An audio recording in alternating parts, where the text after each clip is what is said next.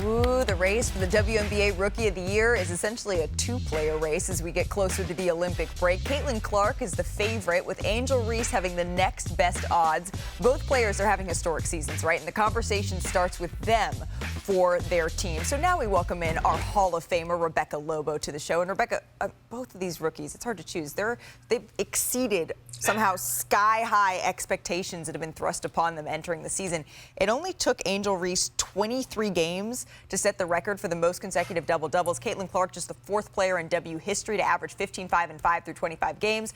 So has it been Reese or Clark that has impressed you more so far this season? You know what, Malika, both of these young women have blown me away with the way they've been able to perform on the court with such high expectations on them this season. And let's start with Angel Reese and what she's been able to do on the glass. She averages the most rebounds in the league. She averages the most offensive rebounds in the league. Now, 3 times in the history of the league, we have had a rookie lead the league in rebounding. We have never had a rookie. We have never had a player average 12 rebounds per game. It is absolutely remarkable what Angel has been doing on that end of the floor.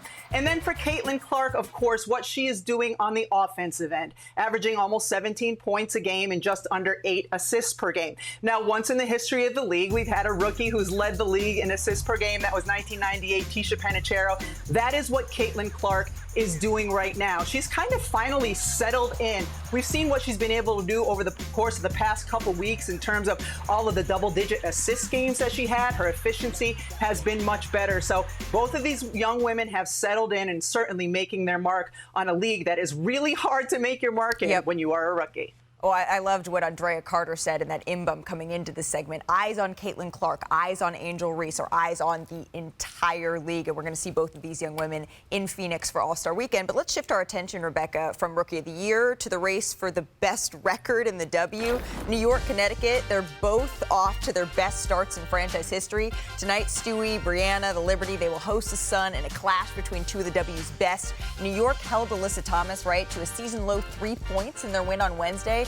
Some tough news, though, this morning. Benijah Laney Hamilton undergoing a procedure on her right knee, expected to miss approximately 4 to 6 weeks. And take a look at this. The Liberty and the Sun, they have the best records in the league. The Aces, they still hold the best odds to three-peat, having the odds-on MVP favorite, of course, and A'ja Wilson dominating, right? That helps Vegas. They've won 10 of their last 11 games. So, Rebecca, what team do you think poses the biggest threat to stopping the Aces in a three-peat here? Well, Malika, what's crazy is the way the standings are right now. If the season ended like this with Vegas as a 3 seed, they'd have to get through both of them. They'd have to get through Connecticut first and then through the New York Liberty. But I think the toughest team will be the New York Liberty. And the reason is they have the more experienced backcourt. And in particular, when you get to a playoff setting, that kind of experience could matter. And the news about Benijah Laney Hamilton is huge. She is the New York Liberty's best perimeter defender. She's the player on their roster who has the best plus-minus for this team so far this season.